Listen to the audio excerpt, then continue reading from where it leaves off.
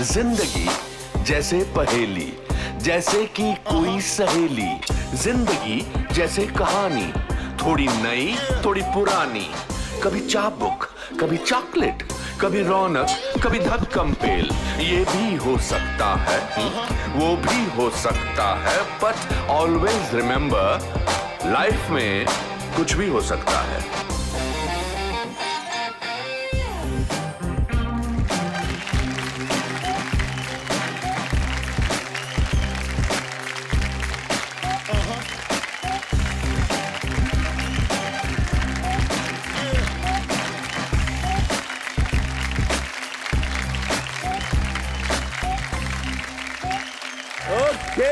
Okay दोस्तों, अगर गरीबी और कठिनाइयों को अपना साहस बना के चार्ली चैपलिन दुनिया का सबसे मशहूर एंटरटेनर बन सकता है तो कुछ भी हो सकता है। अपनी फिजिकलिटी का मजाक उड़ाकर लॉरेल और हार्डी दुनिया के सबसे बड़े एंटरटेनर बन सकते हैं तो कुछ भी हो सकता है। और अगर अपने हुनर से एक सुपरस्टार कॉमेडियन महमूद भारतीय सिनेमा के दिग्गजों के पसीने निकाल सकता है तो कुछ भी हो सकता है। जैसे एक बहती नदी बाधाओं को चीरते हुए अपनी मंजिल ढूंढ लेती है, वैसे एक इंसान का हुनर उसे अपना श्रेय दिला देता है। हंसना और रोना जिंदगी के दो पहलू हैं, जिसमें से रोने के लिए आपको ज्यादा मेहनत नहीं करनी पड़ती, क्योंकि जिंदगी वैसे ही आपको रुलाती रहती है। जरा सोचिए, जिस जिंदगी की शुरुआत ही रोने से हुई हो, उससे क्या उम्मीदें रखें। पैदा होते ही बच्चा रोने लगता है, स्कूल का पहला दिन फिर रोने लगता है, पढ़ाई के नाम पर वैसे रोना आता है, और परीक्षा की तो बात ही छोड़ दो। भगवान ने इंसान को सबसे समझदार तो बनाया ही है, लेकिन बहुत ही कमजोर भी बनाया है। हम इकलौती ऐसी स्पीसीज हैं जो अपने जीवन में सहारा ढूंढती हैं, और इसलिए हमने अपनी रोती हुई जिंदगी में एक सहारा ढूंढा है, और वो है हंसी। जब मैं स्कूल में था तो मैं खूब हंसता और दूसरों को हंसाता रहता था। एक दिन मुझसे परेशान होकर मेरे मास्टर जी ने मुझे क्लास में हंसने और बाकी बच्चों को हंसाने के लिए सजा दी, और कहा कि जोकर बनने का इतना शौक है ना तो सर्कस में दाखिला ले लो। इस बात से मैं बहुत निराश हुआ। जब मैं घर पहुंचा तो मैंने अपने दादाजी को पूरा किस्सा सुनाया और बोला कि मैं अब कभी नहीं हंसूंगा। वो बड़े गंभीर हो गए और बोले, बेटा अनुपम, मैं तुम्हें एक राज की बात बताता हूं। इस दुनिया में ऊपर वाला विभिन्न कार्यों के लिए अपने खास बच्चों को संसार में भेजता है। तुम ऊपर वाले के वो खास बच्चे हो जिसका काम लोगों को हंसाना है। अगर तुम ये काम नहीं करोगे तो दुनिया में दुख बढ़ जाएगा, और उसके लिए जिम्मेदार तुम होंगे। मेरे लिए ये बात जीवन की सच्चाई बन गई, और मैंने कसम खा ली कि मैं लोगों को हंसाऊंगा, फिर चाहे मुझे इसके लिए कितने भी डंडे क्यों ना खाने पड़े। जिसे पूरा परिवार एक साथ देखता है तो वह भारतीय टेलीविजन का number 1 show comedy nights with Kapil. दोस्तों, आज के हमारे guest the king of stand up comedy, Kapil Sharma.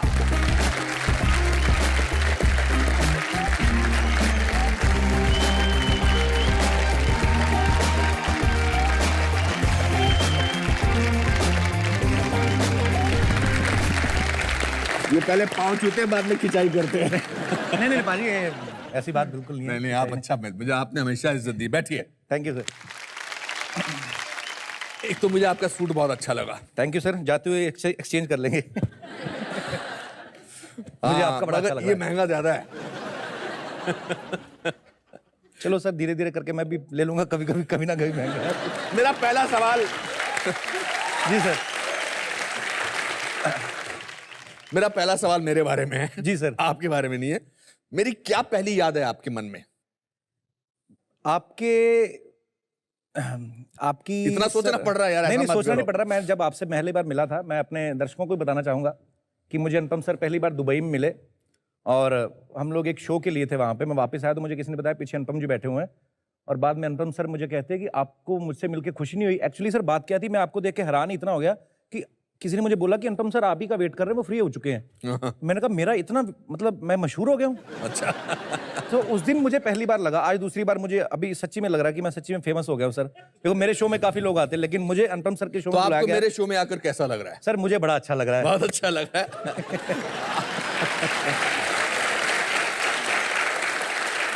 और आपको बहुत बहुत मुबारक किरण मैम। किरण मैम जीत गई है, वो आपकी बहुत बड़ी फैन है पूरे देश की तरह। किरण जी आपकी फैन है। किरण मैम का बड़ा फैन हूँ, हमारे शो में अक्सर आती जाती रहती है। हमारा तो फैमिली रिलेशन हो गया। आपका फैमिली रिलेशन हो गया? जी जी बिल्कुल। चलो अच्छी बात है, ले जाओ साथ में। अभी तो सर बिल्कुल चलनी बंद हो गई होगी आपकी। क्या? घर पे। मेरी तो कभी भी नहीं मेरी तो कभी भी नहीं चलती थी। अभी तो सरकारी अब तो पावर वो में मैं मिल की गई। जगह हम अपने आप को हम बोलती हैं। अच्छा जी। जी जी, बहुत परेशानी हो गई है मुझे। ओहो, एक तो बीवी, ऊपर से मेंबर पार्लियामेंट। Member parliament.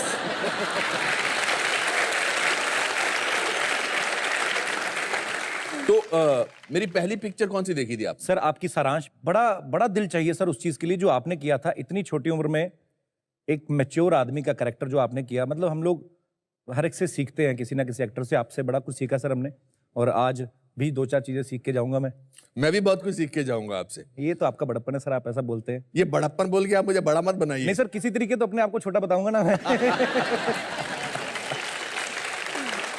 मेरी इस शो के दौरान पूरी कोशिश रहेगी कि मैं शायद इनसे 1 पॉइंट ऊपर ले जाऊं, मगर ये ऐसा होने नहीं देने वाले। अब मैं आपको देखता हूं, उधर देखते हैं, मैं इधर देखता हूं, आप इनको देखते हैं। नहीं, ग्लैमर काफी है शो में आपके। हाँ, मुझे लगा मुझे देख के बोलेंगे ग्लैमर काफी है, मगर आपको मैडम को देखकर बोल रहे हैं। नहीं, आपका एक्सपोजर ज्यादा है, इधर ग्लैमर ज्यादा है।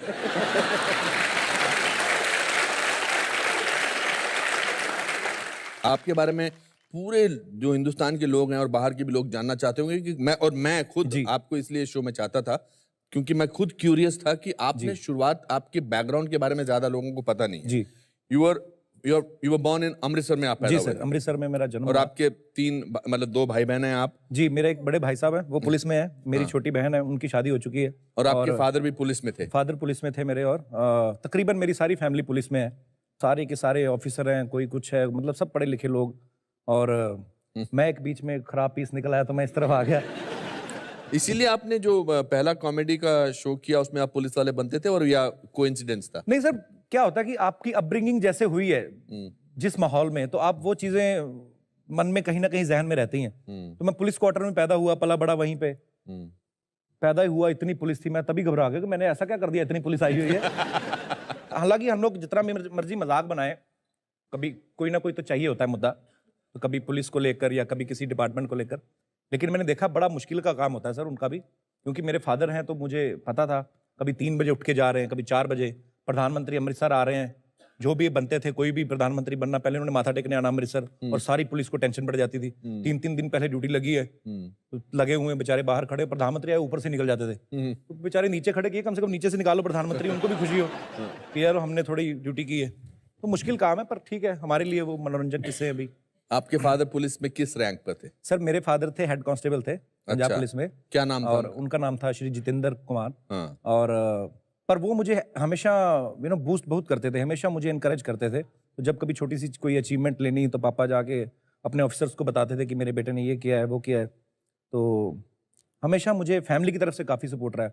मेरे घर पे इतनी प्रॉब्लम थी, फादर साहब को कैंसर का प्रॉब्लम था, और हम लोगों को पता भी था उनकी लाइफ ज़्यादा नहीं है। वो खुद इतने खुश मिजाज थे, तो पर उन्होंने कभी ऐसा नहीं मुझे आने दिया। बोलते कि तू जा। उन्होंने कैसे इस बात का बखान किया आपको सर कि मेरे को कैंसर है? सर पहले उनका जब ऑपरेशन हुआ तो कोई डॉक्टर्स ने हमें बताया कि ये जो उनकी बॉडी में से जो पार्ट लिया गया है उसको हम लोग रिसर्च के लिए भेजेंगे मेडिकल इंस्टीट्यूट, मेडिकल कॉलेज। तो उसके बाद में क्या उम्र थी आपकी? सर मैं रहा हूँगा उस समय 16-17 साल का रहा हूँगा। ओके। तो डॉक्टर्स ने जब हमें बताया कि ऐसे ऐसे कैंसर का प्रॉब्लम है, तो बाहर जो भी हम इमोशनल हो गए सब फैमिली, जो भी उस समय रिएक्शन होता है एक फैमिली का।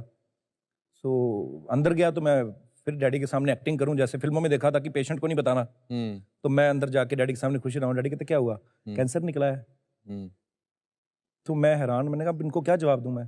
कहते हाँ मुझे पता है, इट्स ओके, कोई नहीं। तो ऐसे थे। और जो जब उनका ऑपरेशन किया जाता है, जब मेडिकल स्टूडेंट्स जो होते हैं तो वो उसकी पूरी फिल्म बनाते हैं। एक मुझे जाते हुए वो पूरी टीम बोल के गई, बोलते यार तुम्हारे पापा जैसा इंसान मैंने देखा नहीं लाइफ में। बोलते मतलब हमें लग नहीं रहा था कि हम लोग एक कैंसर पेशेंट से बात कर रहे हैं जो फाइनल स्टेज में है। सो इतना हंसा रहे हैं हम लोगों को, ये वो। मेरे फादर ऐसे थे, पुलिस में थे जरूर, पर वो थोड़े आर्टिस्ट थे अंदर से।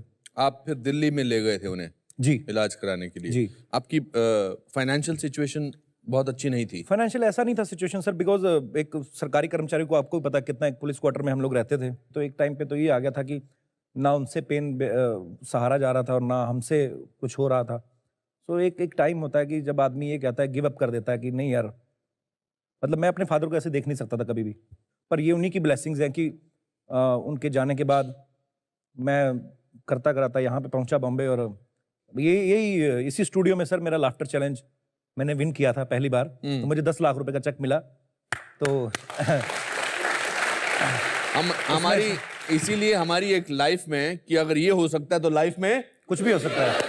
कुछ भी हो सकता है। तो सही बात है, कुछ भी हो सकता है। और मेरा बिलीव हमेशा रहा है भगवान में, कुदरत में, कि आप अगर किसी चीज को चाहते हो मिल तो जाती है। कब मिलती है, थोड़ा लेट मिलती है, पहले मिलती है, बात की बात है। तो रात को मुझे मिला 10 लाख का चेक, उसमें से उन्होंने 3,90,000 काट लिया था। टीडीएस। टीडीएस? हाँ, टीडीएस के इनकम टैक्स सब काट लिया।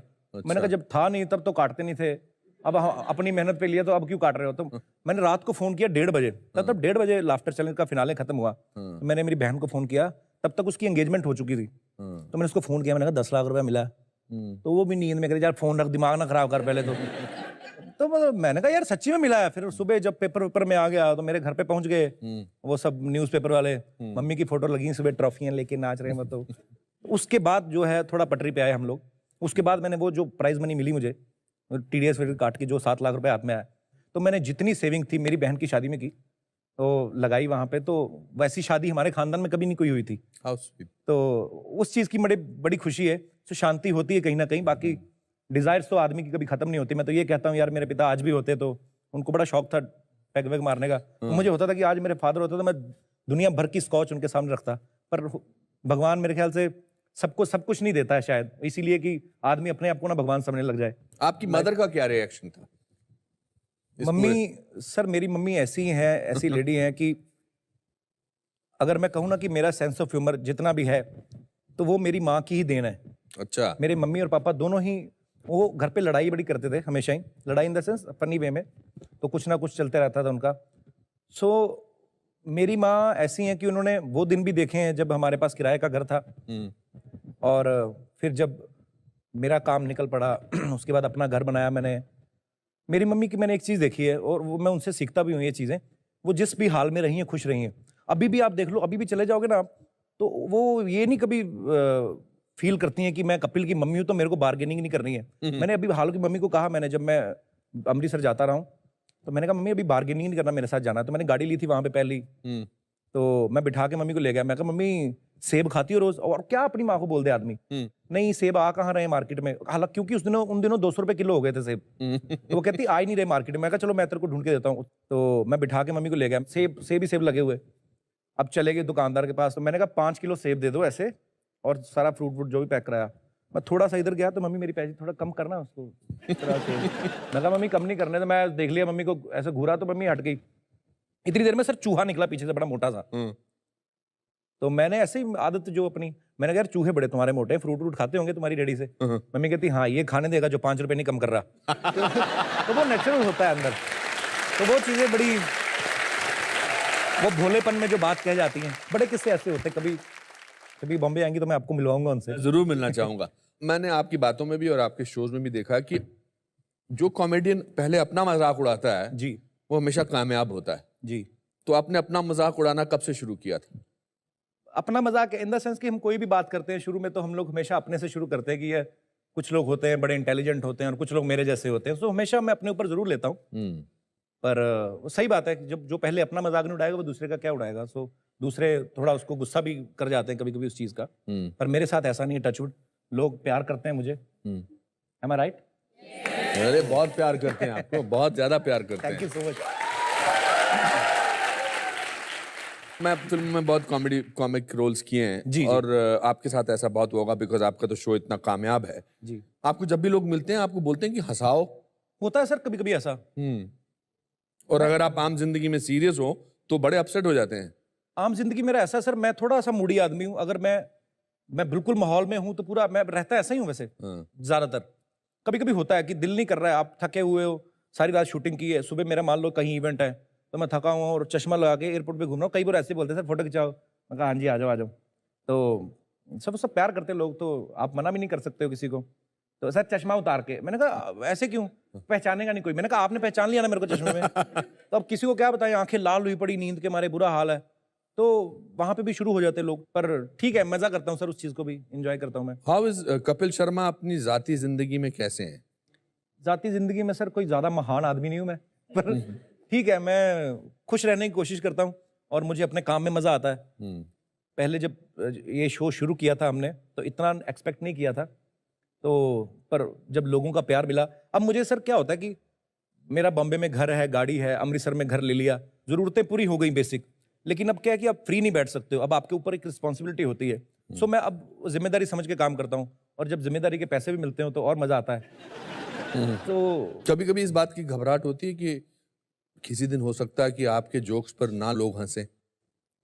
होता है सर, हर हफ्ते होता है, मतलब मुझे हर हफ्ते एक चैलेंज ही लगता है ये कि प्रेशर रहता है एक दिमाग में कि अरे यार मैं रहता है जैसे सर, बिल्कुल। अभी जैसे आप यहाँ पर इंटरव्यू में बात कर रहे हैं, अगर हम सीरियस बात करें बहुत देर जी। तक और लोग ना हंसे तो आपको लगता है कि अरे अभी तो बहुत देर तक हाँ, हंसे ऐसा नहीं ही है। होता है, क्योंकि अच्छा। लोगों के मन में धारणा बन जाती है। मैं अगर सीरियस बात करूं तो लोग कहेंगे ये क्या कर रहा है, हाँ। तो मेरे ऊपर प्रेशर रहता है सर, बिल्कुल रहता है। अब मेरे साथ जैसे मैंने बच्चन साहब के साथ शूट किया, आपके साथ बैठा हूँ, पहले पहले मैं घबरा जाता हूँ कि यार ये इतने धुरंधर लोग, इतने सीनियर आर्टिस्ट, मैं क्या इनके सामने बात करूंगा। मैंने बच्चन साहब के साथ भी काम किया, तो मैं घबराया हुआ था सर। प्रोमो शूट करने गया पहले दिन, तो बच्चन साहब 10:30 आने वाले थे, वो 10:32 पे आए। तो मेरे कहते माफ कीजिएगा 10:30 का टाइम था, 2 मिनट लेट हो गया।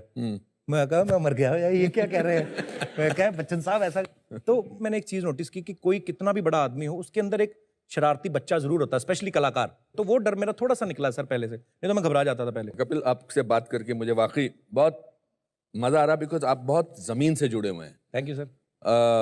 बहुत कम लोग होते हैं, और अभी आपका सक्सेस का दौर चलेगा और भगवान करे बहुत सालों तक चलता रहे। Thank you so much. अपने आप को चेंज मत करना, कभी भी नहीं सर। टिपिकल मत बन जाना। टिपिकल इन द सेंस कैसे सर? टिपिकल मतलब अपने आप को सीरियसली लेना कि मैं तो अभी कपिल शर्मा हो गया हूँ, या अभी आपकी फिल्म में कामयाब आएगी तो आप बन जाएंगे एक खास किस्म के इंसान, जो आमतौर पे सक्सेस के बाद लोगों के साथ हो जाता है। आप आई एम श्योर बहुत सारे लोगों को मिलते होंगे। नहीं सर, हम तो मरे पड़े हैं, जो देख रहे हैं अभी तो खुद उसी चीज से ही नहीं बाहर आ रहे कि अच्छा मशहूर हो गया मैं। तो ऐसा नहीं है सर, पता नहीं मुझे ऐसा मशहूर लगता है होना सर, आपके लिए कितना इंपॉर्टेंट था? सर मुझे ये लगता है कि मशहूर तो आदमी कत्ल करके भी हो सकता है। हाँ, पर पैसा भी लोग कमाते हैं सर, नो डाउट, हमारे देश में बड़े बड़े लोग बैठे हैं। पर मुझे ये लगता है कि जो ब्लेसिंग्स मुझे मिलती हैं, किसी ने मुझे कनाडा से ट्वीट किया था, उनके दादाजी बीमार थे, हॉस्पिटल में उनके आईसीयू में थे, और वो लैपटॉप पे कॉमेडी नाइट्स देख रहे हैं। मैं जब ये चीज़ें देखता हूँ ना सर, तो मुझे लगता है कि भगवान ने मुझे खास चुना है इस काम के लिए। मैं चाह के भी ऐसा नहीं हो सकता जैसे आप कह रहे हैं कि लोग हो जाते हैं, क्योंकि मुझे लोगों के बीच में रहना है। मैं लोगों को ऑब्जर्व करता हूँ, उनके बीच रहता हूँ। मैंने जब ये शो स्टार्ट किया था तब भी मुझे ये था कि अब तक मैं लोगों के शोज़ में काम करता आया हूँ। जो लोग मुझे फॉर्मेट बताते हैं कि हाँ ये है, आपने 10 मिनट के लिए आना है, आपने एक्ट करना है, आपने निकल जाना है। मैं सोचता था कि यार ये चीज़ें जो मुझसे करवा रहे हैं, मैं क्या कर सकता हूँ ये मेरे को पता है, उनको नहीं पता है, क्योंकि मैंने किसी को बताया नहीं अभी। तो मैंने कहा कि ये चीज़ें अगर मैं टीवी पे करूँ तो मुझे लगता है कि लोगों को पसंद आएंगी, और वो आई भी, क्योंकि हर आम आदमी जो है वो रिलेट करता है। जब मैं अगर किसी आम आदमी से बात करता हूँ, जो नॉर्मल ऑडियंस में लोग आते हैं, पूना से, कभी कहीं से आते हैं, तो उनको फिर मैं उनके जो स्टार्स हैं जो हमारे शो में आते हैं उनसे बात कराता हूँ, 1-to-1 होते हैं, उनको भी ये मौका बहुत कम मिलता है। तो इसका मतलब भी बता दीजिए। जब आप बाकी चीजें प्लान कर रहे हैं लाइफ के दौरान, जी, उस दौरान भी आपकी लाइफ गुजर रही है, जी, आप उस दौरान भी लाइफ से गुजर रहे हैं। जब आप घर जाते हो रात को, घर पूरी लोगों को हंसा के थक के, घर पे कौन होता है आपके यहाँ बॉम्बे में? घर पे कोई नहीं होता सर, मैं अकेले रहता हूँ। मेरा एक दोस्त है। आपको अकेले रहने से डर लगता है, या अकेले रहने से सर मैं अकेलेपन कभी का रहा एहसास? नहीं हूँ एक्चुअली अकेला, मेरे साथ हमेशा मंडली रही है, गाना बजाना ये वो। तो मैं जब कभी अकेला होता हूँ तो मुझे ऐसा लगने लगता है पता नहीं सब कहाँ चले गए, ऐसा मैं फील करता हूँ। सो मेरा वो दोस्त था, वो मुझे लेके जाता था, वो गिटारिस्ट है, तो मुझे लेके जाता था अपने साथ ना सिंगर्स के शोज़ में। तो मैं वहाँ पे कोरस भी करता था, और स्टार्टिंग में मेन सिंगर जो बाद में आता है चमकीले कपड़े पहन के, तो वो बाद में आता है। तो पहले हम जाते हैं, 1-2 गाने गाए अपने ये वो, उसके बाद में जोरदार तालें स्वागत किए, द वन एंड ओनली फलाने, फिर वो आते थे मेन, और फिर अपना टाइम लेते थे। तो मैं वो करता था। तो उस समय वो मेरे को लेके जाता था। तो मुझे अब ये है कि भगवान ने अगर मुझे किसी जगह पे कोई प्लेटफॉर्म दिया है तो मैं उसको हमेशा अपने साथ रखता हूँ। तो मेरे साथ भी कभी बाहर भी जाते हैं हम लोग फॉरेन में, मेरे साथ मेरे घर पे ही रहता है वो। बाकी मैं अकेला कभी कम ही रहा हूँ सर। बाकी सब अच्छा है, ऐसी बात होनी चाहिए, मगर ऐसा कुछ कभी हुआ है कि आपने 8 घंटे बिल्कुल अकेले गुजारे? हाँ, जब मैं सो रहा जहाज हूँ- के अलावा? जब मैं सो रहा होता हूँ नहीं, सोने के अलावा? बहुत ऐसा कम हुआ सर। क्यों? कि मैं कोई ना कोई रहता ही है सर दोस्त। लेकिन मेरे जो पुराने दोस्त हैं जिनके साथ मैंने वो पीरियड देखा है कि जब बस में सफर करने के भी पैसे नहीं, एमएसटी बनवाते थे हम लोग, मंथली सीजनेबल टिकट बनती है ना वो रेलवे स्टेशन पे, वो बनवा के उनमें सफर करते थे। तो मैं उन्हीं दोस्तों के साथ जब जाता हूँ ना, कभी यूएस चले गए तो मैं उसको साथ में लेगा, तो हम अकेले दोनों एक दूसरे को देख के खुश हो रहे हैं बिजनेस क्लास में बैठे, और तीसरे आदमी को पता नहीं है क्यों खुश हो रहे दोनों। वो एक रेफरेंस पॉइंट होना बहुत जरूरी है। मजा आता है ना, क्योंकि जिसके साथ आपने 5 रुपए खर्च किए उसी के साथ 1000 रुपए खर्च करने का मजा है। Correct. अब जो मिलते हैं दूसरे दोस्त बने हैं वो पहले से करोड़पति लोग हैं, तो उनके लिए आप उनको किस तरीके से इंप्रेस करोगे? अपने दोस्त को तो मैं ये दिखा दूंगा, ये देख। कपिल, इस दौरान आपको कभी कुछ मोहब्बत ढूंढने की फीलिंग नहीं हुई कि कोई मोहब्बत मिल जाए या किसी लड़की से मोहब्बत हो जाए या कुछ? मोहब्बत सर पता है, इतनी मिल रही है ना, मैं बता ही नहीं सकता। मतलब मुझे ये लगता है सर, ये लोग मुझे ऐसे प्यार करते हैं कि इनको विश्वास है कि ये बंदा फैमिली, जैसे आपने कहा कि फैमिली शो लोग फैमिली के साथ बैठ के देखते हैं, एक भरोसा बन गया लोगों का कि ये बंदा गलत बात नहीं क्यों करेगा, ये कोई बिलो द बेल्ट बात नहीं कहेगा। ठीक है, बाकी वो भी जो सेपरेट वाला प्यार है वो भी आप, तो शादी वादी का कोई जरूरी अभी है। इरादा नहीं है? सर मेरी माँ तो बहुत कहती है हमेशा ही मुझे, हाँ। और मुझे ये लगता है कि यार मैं अभी अभी थोड़ा आया हूँ पटरी पे, थोड़ा एंजॉय तो करूँ कम से कम। अभी तो मेरे को ना पूछे कोई भी रात को 2 बजे कहाँ हो तुम, हाँ। थोड़ा अभी मत समझ रहे हैं आप, कर लेंगे सर शादी, फिर ऐसा मुंह बना के मत बोलो यार। कर लेंगे सर, शादी कर लेंगे, जरूरी भी है। आपकी जो कॉमेडी है वो बहुत एक्सटेम्पोर है जी हालांकि आप कुछ गैग्स आई एम श्योर जी, तैयार जी। करते जी, होंगे, जी, मगर बहुत ज्यादा है ऑन द स्पॉट थिंकिंग, जी on the spot mind is working. जी अब आप फिल्में मैंने सुना करने वाले हैं या फिल्म करने वाले हैं, फिल्म में आपको डायलॉग्स नॉर्मल दिए जाएंगे, जी तो मैं एक डायलॉग देता हूं आपको जी जो कॉमेडी का डायलॉग नहीं है, ओके मगर हम कोशिश करते हैं कि इसको हम एक्टिंग में कैसे करते हैं। ओके, सिंपल है, सीरियस करना मेरे को? डायलॉग सुन लीजिए फिर आपको ओके, जिस ओके, हिसाब से ठीक करिए। है। डायलॉग है, आपसे प्यार करना तो रिश्ते की मजबूरी है, अच्छा पर काश मैं आपकी इज्जत भी कर सकता। बाप बेटे का सीन है। अच्छा, मैं एक्टिंग का स्कूल वगैरह चलाता हूं तो मुझे इस इन्हीं तरह चीजों की, से डर लगता है सर आपसे, और क्या। सर कोई डरने की बात नहीं है। ऐसी सिचुएशन में फंसाएंगे बंदे को लाके, बेटा आप तू ही है, मैं ही हूँ। नहीं नहीं नहीं नहीं, ऐसा मेरा बिल्कुल भी नहीं है। We are doing it for fun. नहीं नहीं, जी वी आर डूइंग, आपसे मैंने कहा था दुबई में जी कि आप मेरे पास आना स्कूल में जी और हम ऐसी कुछ बात करेंगे जी। अब इससे अच्छा मौका क्या हो सकता मुझे क्या है पता था कि इतने सारे लोगों के बाहर सामने सिखाना शुरू कर देंगे। आपसे प्यार करना रिश्ते की मजबूरी है, पर काश मैं आपकी इज्जत भी कर सकता। तो इसको मैंने कॉमिक करना है? नहीं, जैसा पहला जज्बात आपके मन में आता है, अच्छा जो ख्याल आपके मन में डायलॉग सुनकर ओके, आता है। आपका नाम रोहित है, ओके, मेरा नाम केदारनाथ है। केदारनाथ।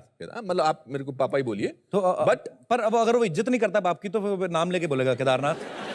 ठीक है, पर बाप बेटा है जी, यू नो केदार। अच्छा।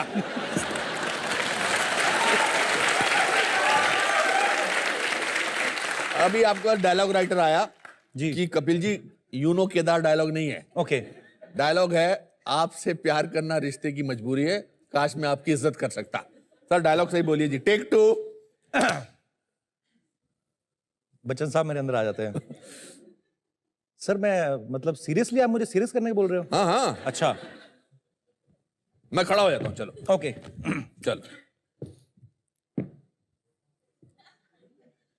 डैड, डैड डायलॉग में नहीं है सर, टेक 3।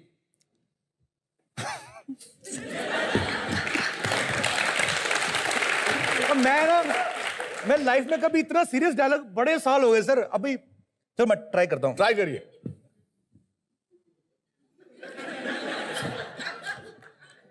मुझे तो बाप बनने में टाइम लग रहा है।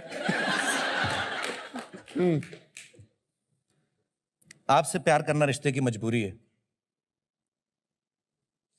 काश मैं आपकी इज्जत भी कर सकता। काश मैं आपकी इज्जत भी कर सकता। वन सेकेंड, ये तो अभी मैं टीचर पे आ गया हूं। Action, take 5।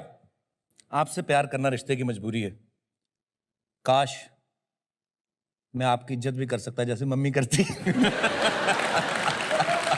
अभी मैं उस मोड में नहीं है सर, सॉरी। आपको अपने अंदर कोई खामी नजर आती है, और अगर कोई है तो किस खामी को आप ठीक करना चाहते हैं? खामी सर मेरे में ऐसी है, मैं विश्वास बड़ी जल्दी कर लेता हूँ किसी पे भी, अच्छा। और मुझे ये लगता है कि ये अच्छी चीज भी है। आप एकदम से किसी के हो जाते हो तो फिर बहुत कम चांसेस होते हैं कि वो आपको चीट करे। लेकिन कई बार हो भी जाता है सर ऐसे। सो मैं इमोशनल बहुत ज़्यादा हो जाता हूँ कई बार, उस चक्कर में मैं कई ऐसे डिसीजन ले जाता हूँ कि जो मुझे मेरे लिए सही नहीं है। वो चीज़ मेरे में कमी भी है सर, वो मेरी कमी भी है, मेरी उसको आप मेरी खूबी भी कह सकते हैं, पर मैं धीरे धीरे ठीक करने की कोशिश कर रहा हूँ सर।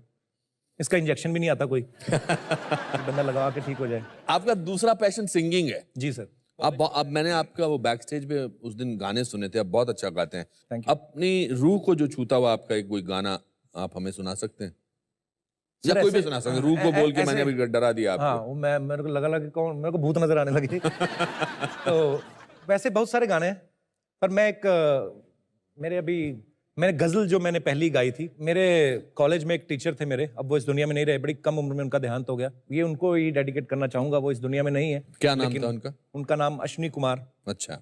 था और वो बड़ी छोटी उम्र में चले गए। वो he was just 38 I think. My God. तो अब मुझे दुख होता है कि दुख वही चीजें सर कि हम जिनको बहुत प्यार करते हैं, जिनसे कुछ सीखा है, तो वो जब नहीं रहते हैं, अब जब हम कुछ कर सकते हैं किसी के लिए, पर ठीक है, मुझे लगता है कि शायद मैंने ये लिखा हमेशा था नोट उनके किया लिए। कपिल, आप एक इमोशन तक पहुंचते हैं और जैसे ही लगता है कि आपको इस बात से आप आंख में आपके आंसू आ सकते हैं, आप उसको इमीडिएटली अवॉइड कर देते मुझे ये लगता है सर कि सारी दुनिया में, नानक साहब ने एक बात कही ना, नानक दुखिया सब संसार। लास्ट एक game है।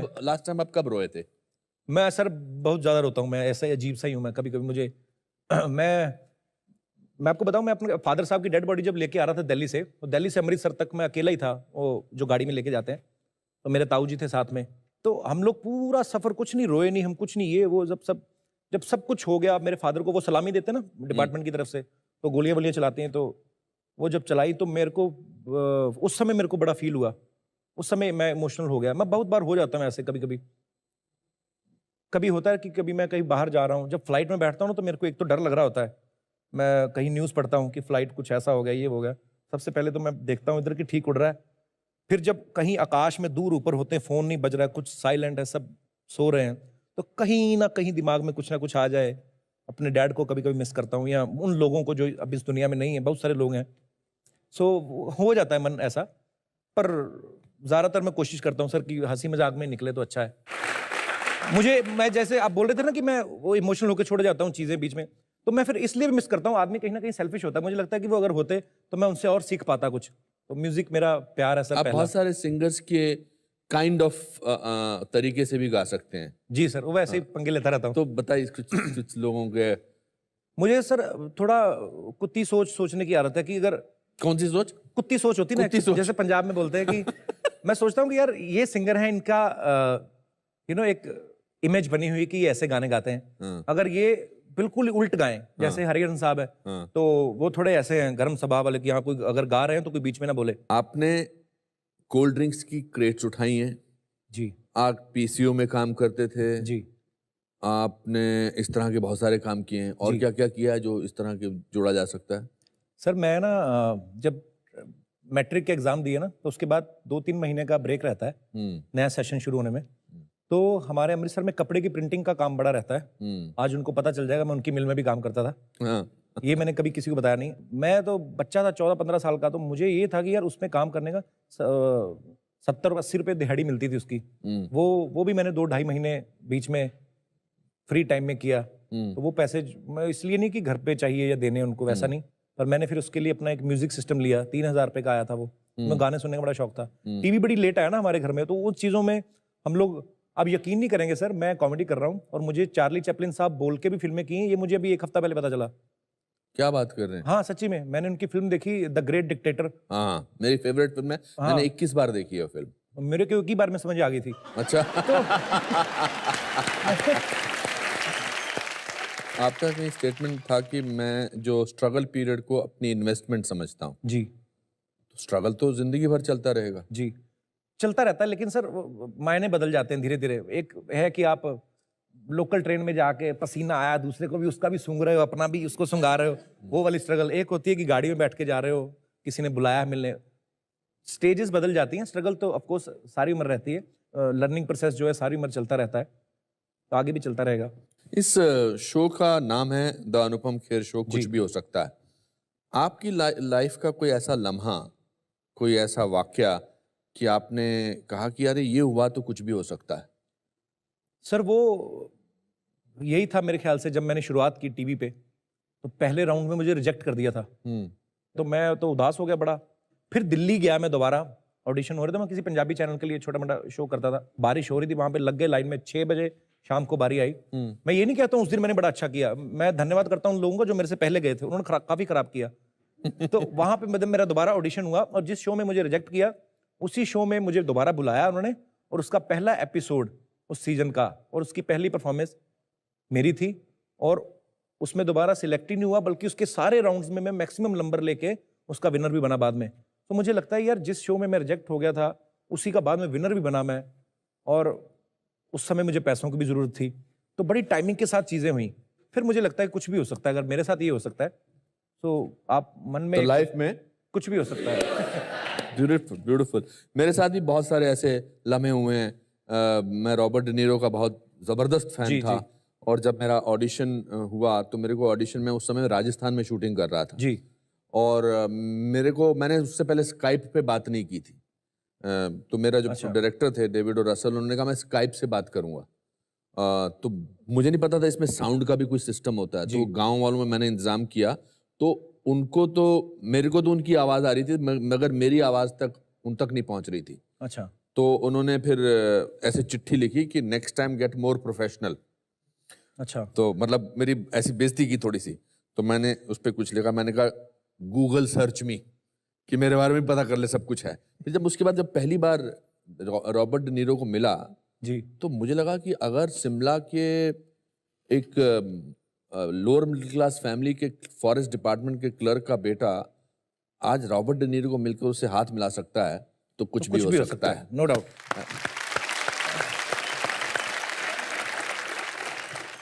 एक ऐसा मोमेंट जो हम अपनी ऑडियंस को भी इस शो में देते हैं, लेकिन ये इन्हें पता नहीं है, तो मैं जरा सरप्राइज दे दूं।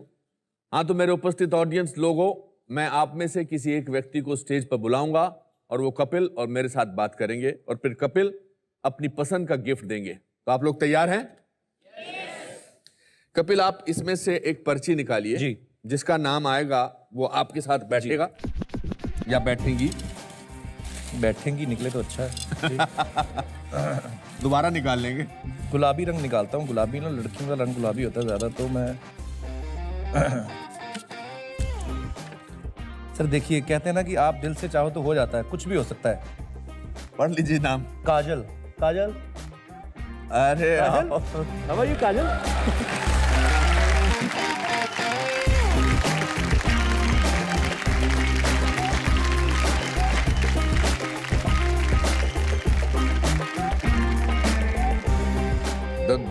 How are you, काजल? मेहंदी लगाई हुई है। लेडीज संगीत से आई। काजल बैठ जाओ। काजल का सांस ऊपर नीचे हो गया है, ऐसा हो गया। ये माइक पकड़ लो। अच्छे लग रहे हैं आप दोनों। मैं सर घुल मिल जाता हूँ हर किसी के साथ, मैं सूट कर जाता हूँ। काजल, क्या करती हैं आप? Sir engineering. इंजीनियरिंग करती हैं आप। हम दोनों में से आपको ज्यादा कौन अच्छा लगता है? सर दोनों ही अच्छे हैं। नहीं, आज तो सोच के बताना पड़ेगा। मेरे को नहीं, मैं भी अच्छा नहीं लगता तो कोई बात नहीं। कपिल ज्यादा अच्छा लगता है ना? नहीं सर, दोनों ही अच्छे हैं। आपने सोचा था कभी एक ऐसा होगा कि आप मेरे शो में कपिल के साथ ऐसे बैठी होंगी? सर कभी नहीं। कभी नहीं? आपको यकीन हो गया कि जिंदगी में कुछ भी हो सकता है? हाँ सर, कुछ भी हो सकता है। अरे वाह, कुछ भी हो सकता है। आप जब वहां बैठी थी, क्या आपके दिमाग में एक क्या बात चल रही थी कि अगर मेरा नंबर आया या मेरे से बात हुई तो मैं क्या पूछूंगी कपिल से? सर जस्ट उनसे कुछ इंस्पिरेशन लेना है, उनके लाइफ के बारे में जानना था, तो बहुत कुछ जानने मिला आज। या जैसे क्या आपको इनसे इंस्पिरेशन मिला? सर जैसे इनका स्ट्रगल, हाँ, इन्होंने कैसे एक पीसीओ में काम करके यहाँ तक पहुंचे, तो मैं तो अगर कपिल शर्मा पीसीओ में काम करके यहाँ तक पहुंच सकते हैं तो लाइफ में कुछ भी हो सकता है। कुछ पूछना चाहती हैं आप? हाँ सर, सर आप अभी जैसे कॉमेडी नाइट्स विद कपिल चला रहे थे, आप वहाँ आपके यहाँ पे सेलिब्रिटीज़ आ रहे थे, आज आप यहाँ हैं, तो आप अपनी ये जो सक्सेस रेट है वो किसको डेडिकेट करेंगे? सबसे पहले तो मुझे आज पहली बार लगा कि मैं भी स्टार हूँ भाई। अनुपम सर के शो में आया हूँ। सो मैं इसका क्रेडिट ऑफ कोर्स अपनी माँ को देना चाहूँगा। एक एक्सपेक्टेशंस होती हैं माँ बाप को बच्चों से, और लेकिन जब घर के हालात ऐसे हों, एक टाइम पे आपको ये लगता है कि नहीं, वो बाकी सब शौक बाद में, लेकिन फिलहाल रोजी रोटी ज़रूरी है। सो उन्होंने उस समय भी मुझे तंग नहीं किया। सो उन्होंने उल्टा मुझे हौसला दिया कि तुम आगे बढ़ो। मुंबई में भी जब आया मैं, तो मेरी माँ बड़ी भोली है सर। तो आपकी माँ का नाम क्या है? उनका नाम है श्रीमती जनक रानी। ओके। मेरे को पता नहीं था कि स्ट्रगल होती कहाँ पे। मैंने मिथुन दा की फिल्म देखी, डिस्को डांसर, तो उसमें मिथुन दा ऐसे करके ना जा रहे होते हैं, तो उनको कोई डायरेक्टर देख लेता, मुझे लगता कि हमें भी ऐसे देंगे, तो रोज नहा दोगे ना जुहू बीच पे चले जाना। तो करते करते बच्चन साहब का घर पता चला, वहां पे चले गए। मम्मी को फोन किया, बच्चन साहब, मम्मी बच्चन साहब के घर के बाहर खड़े हैं।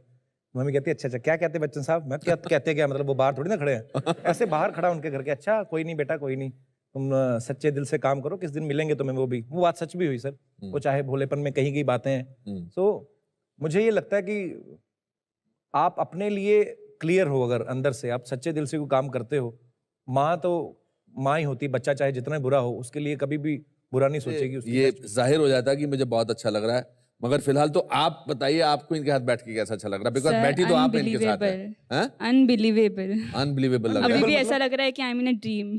You are in a dream. छू लो थोड़ा, पकड़ लो, हाथ पकड़ लो थोड़ी देर के लिए, पकड़ लो, हाथ पकड़ लो बेटा, दूसरा हाथ, दूसरा, हाँ ये काजल आ जाओ। चलो जी।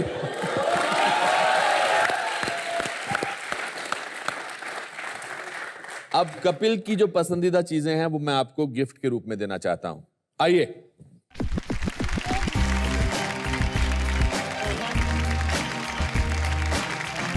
Thank you Kajal, it's for you.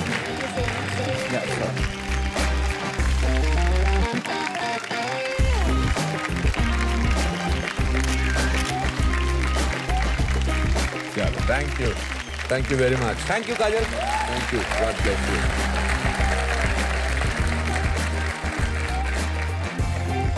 Thank you Kapil, thank you so much.